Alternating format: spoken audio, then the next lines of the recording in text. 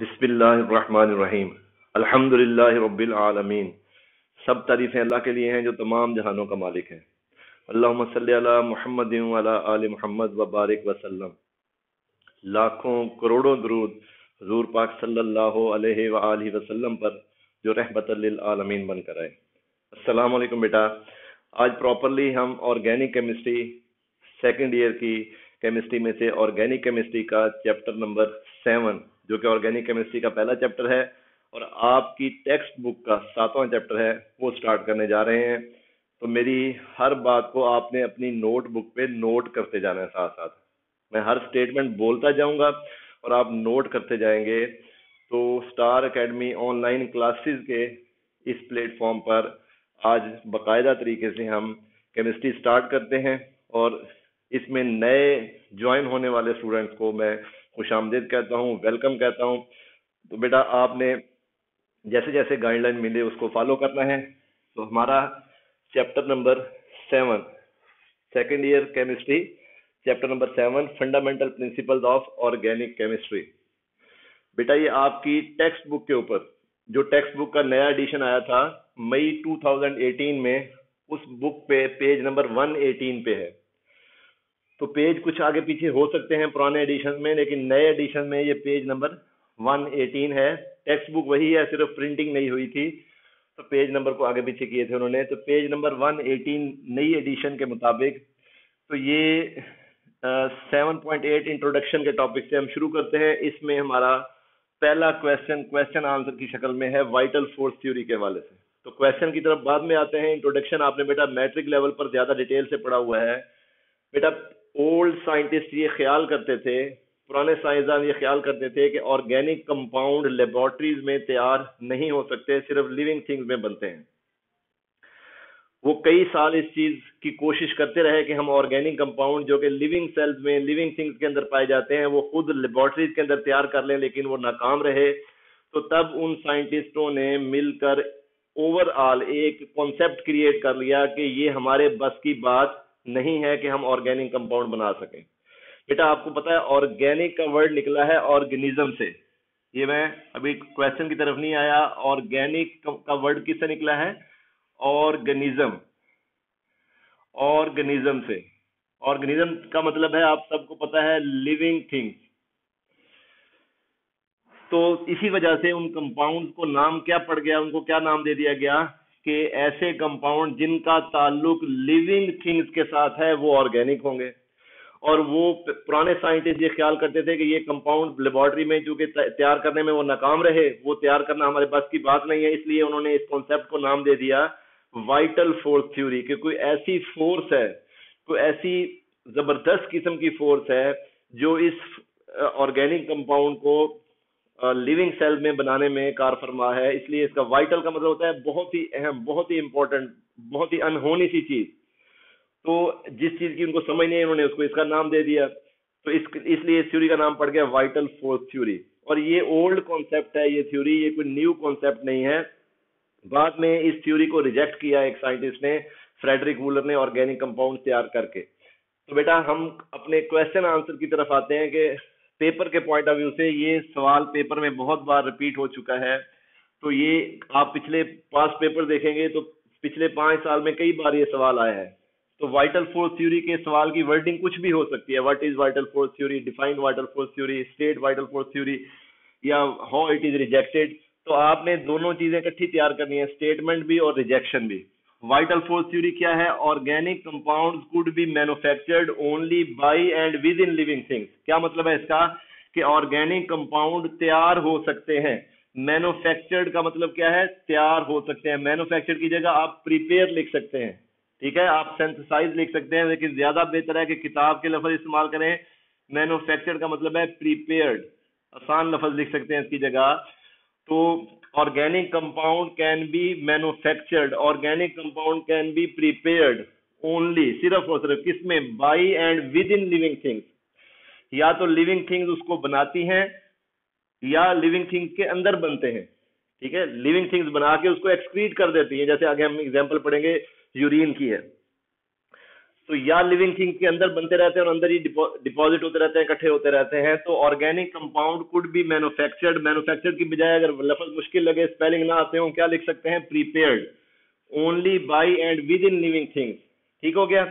ये इस थ्योरी का पहला हिस्सा है, यहां से लेकर organic compound could be manufactured only by and with in living things. अगला हिस्सा क्या है? And these compound could never B synthesise. Synthesise का मतलब भी क्या होता है? प्रिपेयर ही होता है। सेंथेसाइज का मतलब भी क्या है? प्रिपेयर। तो ये मैन्युफैक्चर्ड सेंथेसाइज के चक्कर में बच्चे जो है अल्फाज के स्पेलिंग गलत लिखाते हैं। आप प्रिपेयर्ड लिख लें, किताब के अल्फाज लिख लें, ज्यादा अच्छी बात है। These compounds could never be synthesized from inorganic material. ये इनऑर्गेनिक मटेरियल से नहीं बनाए जा सकते। ये ओल्ड कॉन्सेप्ट है, ये कोई न्यू कॉन्सेप्ट नहीं है। दिस इज ओल्ड कॉन्सेप्ट जो कि अब रिजेक्ट हो चुका है। ये साथ साथ मैं बोल रहा हूं, ये ना समझें कि हमेशा ऐसे ही होगा। ये कॉन्सेप्ट अब गलत हो चुका है, पुराना कॉन्सेप्ट है। This is a old concept. Vital force theory का जो कॉन्सेप्ट है ये क्या है? ओल्ड कॉन्सेप्ट है।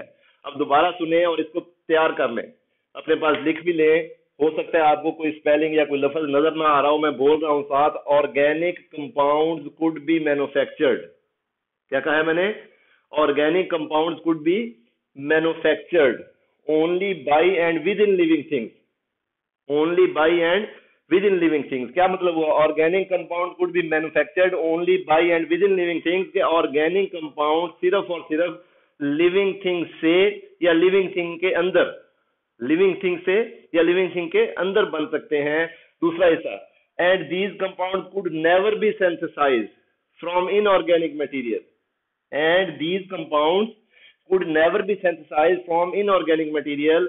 क्या मतलब है इसका? कि ये कंपाउंड कभी भी नहीं बन सकते, प्रिपेयर हो सकते। सिंथेसाइज का मतलब भी प्रिपेयर हो सकते हैं फ्रॉम इनऑर्गेनिक मटेरियल, किसी इनऑर्गेनिक चीज से नहीं बन सकते। ये लिख लिया आपने? ठीक है जी। इसके स्पेलिंग वगैरह के हवाले से आप बुक का पेज नंबर 118 देख सकते हैं। मैंने आपको एक चीज लिखवा दी, ये याद साथ साथ कर लें और अपने नीट नोट्स खुद बनाएं। मैं आपको चंद दिन के बाद कहूंगा कि अपने नोट्स एकेडमी भेजें और चेक करवाएं, ताकि मैं उसमें गलतियां निकाल सकूं आगे जी, और उसको नोट्सों को मजीद इंप्रूव कर सकूं आप, ताकि आपके पेपर के पॉइंट ऑफ व्यू से आपके बेहतरीन मटेरियल तैयार हो जाए। आगे है जी रिजेक्शन। वाइटल फोर्स थ्योरी की रिजेक्शन। वाइटल फोर्स थ्योरी की रिजेक्शन किसने की? फ्रेडरिक वूलर। अब एक बात आपको बताऊं कि अक्सर बच्चों को ये स्पेलिंग भूल जाते हैं। अंग्रेज साइंटिस्टों के नाम है, स्पेलिंग भूल जाते हैं। वूलर के स्पेलिंग आसान है, फ्रेडरिक के अक्सर बच्चे स्पेलिंग गलत लिखाते हैं। आप बेशक एफ वूलर लिख लें, आपको ये इतनी परमिशन है कि आप एफ वूलर लिख सकते हैं। फ्रेडरिक वूलर का मतलब है एफ वूलर। ठीक है, सिर्फ वूलर भी लिख दें, लेकिन बजाय गलत स्पेलिंग लिखने के कोई ऐसा अंदाज अपनाएं जिससे नंबर ना कटे आपके। ठीक है, फ्रेडरिक वूलर जो है वो क्या करेगा? उसने प्रिपेयर किया ऑर्गेनिक कंपाउंड, कौन सा जी? Urea. He prepared organic compound urea. Urea का फार्मूला देख ले, NH2 twice CO। इस फार्मूले की अहमियत मैं इस कॉलम में जाके बताऊंगा आपको, इंपॉर्टेंस कॉन्सेप्ट और MCQ के वाले से। अमोनिया यूरिया उसने बनाया, यूरिया NH2 twice CO। और ये यूरिया कहाँ पाया जाता है? Present in urine of mammals. ये ऑर्गेनिक है, इसका मतलब है लिविंग थिंग से है, लिविंग थिंग्स में बनता है और ये एक्सक्रीट कर देते हैं। आपको पता है मैमल्स, बायो में बच्चे पढ़ते हैं, मैमल्स जो है वो चौपाए जो होते हैं वो यूरिन, पेशाब की जो एक्सक्रीशन करते हैं उसमें यूरिन के अंदर यूरिया पाया जाता है। ठीक है, फ्रॉम इनऑर्गेनिक मटेरियल। ये ऑर्गेनिक मटेरियल था यूरिया। यूरिया बेटा क्या है? Organic material. क्यों ऑर्गेनिक है? क्योंकि ये पाया जाता है यूरिन ऑफ मैमल में, लिविंग थिंग से ताल्लुक है इसका। और उसने तैयार किया इनऑर्गेनिक कंपाउंड से। और इनऑर्गेनिक कंपाउंड क्या है? अमोनियम साइनेट, जिसका ताल्लुक मिनरल से है, जिसका ताल्लुक इनऑर्गेनिक मटेरियल से है। उसने कहा NH4CNO, it is mineral originated. Minerals जो है उनके जो डेपोजिशन है, उनकी जो रेजर्वायर है मिनरल के, वो जमीन में पाई जाती है।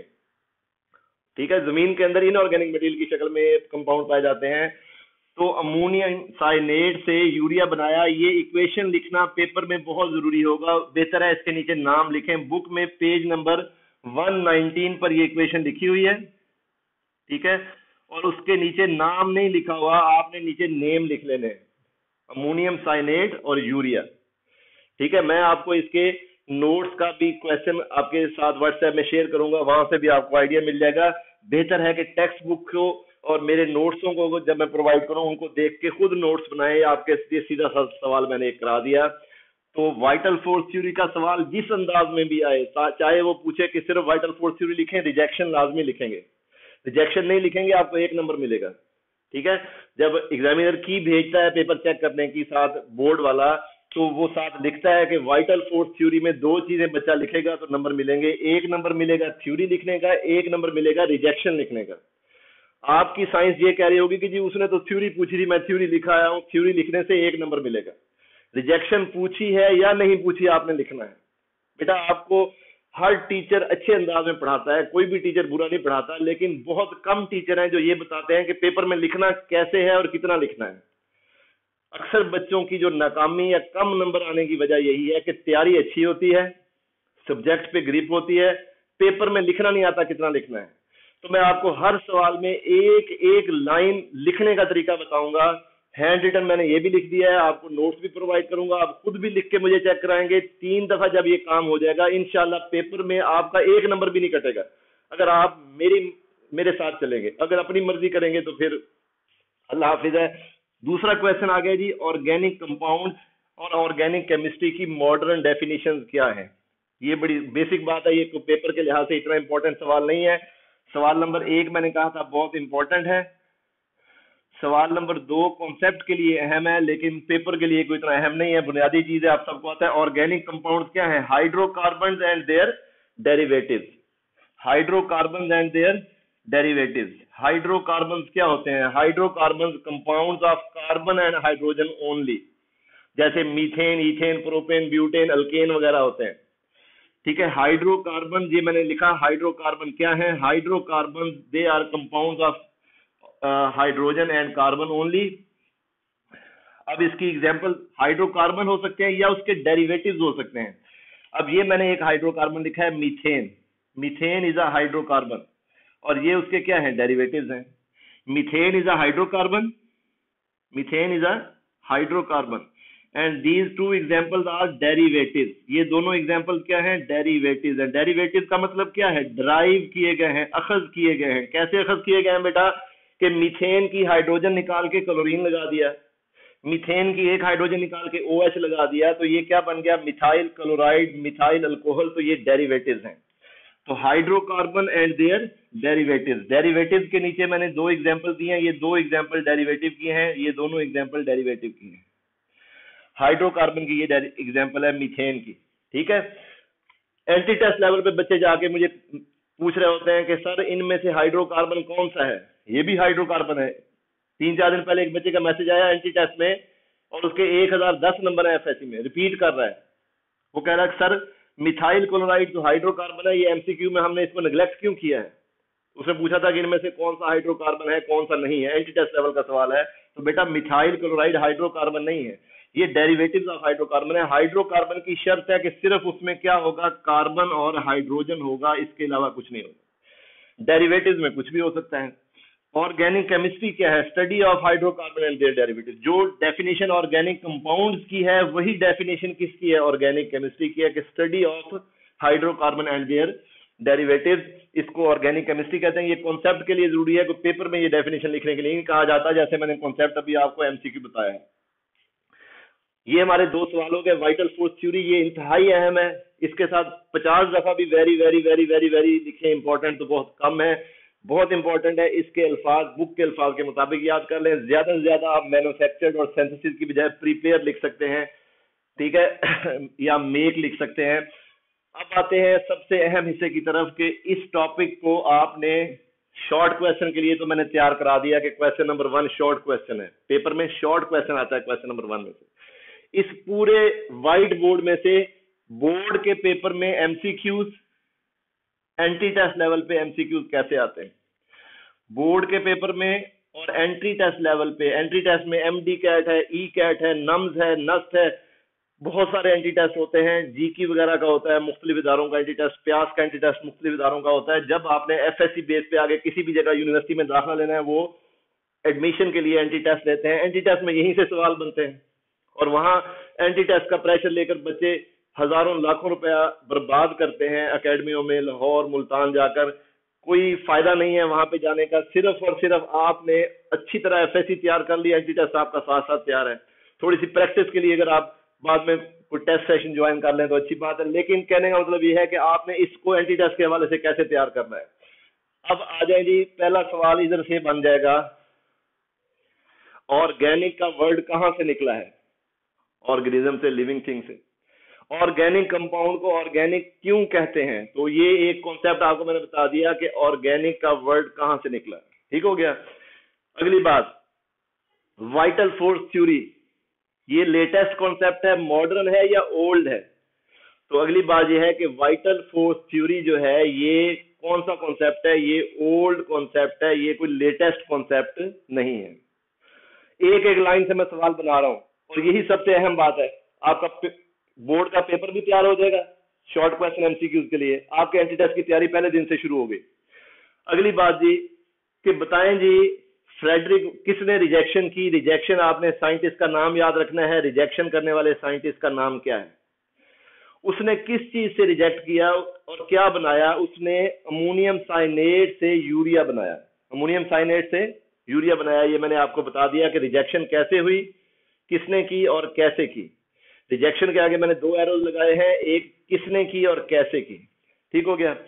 अब बड़ी ही अहम बात आपके सामने मैं लिख रहा हूं वाजे करके। आपसे पूछा गया यूरिया का फार्मूला क्या है? ठीक है, गलत मलत फार्मूले दिए जाएंगे, मैं सही फार्मूला लिख देता हूं, NH2 twice CO।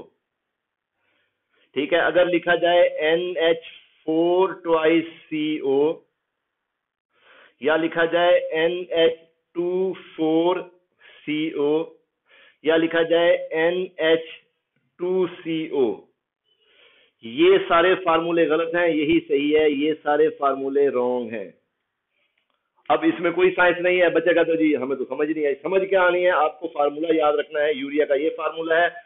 Actually urea का फार्मूला ये क्यों है, ये मैं इसकी स्ट्रक्चर भी बना देता हूं, अगले चैप्टर में जरूरत पड़ेगी इसकी स्ट्रक्चर की, कि यूरिया का फार्मूला NH2 ट्वाइस क्यों है। जरा तवज्जो से देखें, NH2 ट्वाइस क्यों है formula? C double bond O NH2 और NH2। ठीक हो गया। यूरिया का ये फार्मूला है। ये सारे फार्मूले यूरिया के गलत हैं। यहां मैं NH4 लगा दूं, यहां NH4 लगा दूं, गलत है। यहां NH3 लगा दूं, यहां NH3 लगा दूं, गलत है। याद रखिएगा ये NH2 है। अक्सर बच्चे यहां लिखते वक्त भी गलत लिखाते हैं। अगली बात, अमोनियम साइनेट का फार्मूला है NH4CNO। अमोनियम साइनेट क्या है? NH4CNO। सायनेट NATE, अगर मैं NITE लिखूंगा सायनाइट कुछ और होगा। अगर मैं यहाँ NID लिखूंगा सायनाइड, वो कोई और होगा, तो ये साइनेट है। ये हो गया क्वेश्चन। इसके बाद ये मैं इरेज करके अगले उस पे आता हूं कि यूरिया का फार्मूला आप लोगों ने देख लिया कि ये है। इसके हवाले से एक पेपर में क्वेश्चन आ सकता है, MCQ आ सकता है एंटी टेस्ट लेवल पे। अब जो सबसे जरूरी बात आखिरी टॉपिक की है वो क्या है, जरा तवज्जो से देखें। आपकी बुक में सफा नंबर 119 पर मॉडर्न डेफिनेशन लिखी हुई है ऑर्गेनिक केमिस्ट्री की, और वहां लिखा हुआ है कि कुछ कंपाउंड ऐसे होते हैं, सम कंपाउंड्स हैव कार्बन और carbon and hydrogen, but they are not organic, they are inorganic. वो ऑर्गेनिक नहीं होते, वो क्या होते हैं? इनऑर्गेनिक होते हैं। ये इंतहाई तवज्जो तलब बात है। क्यों होते हैं इसकी वजह मैं कल वाले लेक्चर में, अगले लेक्चर में बताऊंगा। मेरा सवाल समझें क्या है। सम कंपाउंड्स हैव कार्बन, या तो उनमें कार्बन होती है या क्या होती है, कार्बन और हाइड्रोजन दोनों होते हैं, लेकिन वो ऑर्गेनिक नहीं होते। क्या होते हैं? इनऑर्गेनिक होते हैं। बड़ी अहम बात है, तवज्जो तलब है। बुक में सफा नंबर 119 ऑर्गेनिक केमिस्ट्री की मॉडर्न कॉन्सेप्ट में लिखा हुआ है, like carbon dioxide, carbon monoxide, ये जितने भी साइनेट्स हैं, ऐसे कंपाउंड जिनमें साइनेट ग्रुप है। साइनेट ग्रुप आपने ये ऊपर पढ़ा, अमोनियम साइनेट। मैं इसकी एग्जांपल लिख देता हूं कि आपके परेशानी ना हो, KCNO NH4CNO, ठीक है। इस तरह साइनाइड्स क्या होते हैं? साइनाइड में ऑक्सीजन नहीं होता, KCN NH4CN। इस तरह कार्बोनेट्स एंड बाइकार्बोनेट्स, कार्बोनेट और बाइकार्बोनेट को हाइड्रोजन कार्बोनेट भी कहते हैं। कार्बोनेट्स और बाइकार्बोनेट्स का मतलब है जैसे CaCO3, जैसे NaHCO3। अब ये तवज्जो से सुन लें, CaCO3 और NaHCO3 बाइकार्बोनेट की एग्जांपल है NaHCO3। NaHCO3 सोडियम बाई, इसमें हाइड्रोजन भी है कार्बन भी है, इसमें हाइड्रोजन भी है कार्बन भी है, इसमें कार्बन है, इसमें हाइड्रोजन कार्बन है, कार्बन डाइऑक्साइड में कार्बन है, कार्बन मोनोऑक्साइड में कार्बन है। But these are inorganic compound. ये सारे कौन से कंपाउंड है? These all are inorganic. ठीक है, बुक की लाइन में लिखा हुआ है, इसको अंडरलाइन कर लें। वजह क्या है?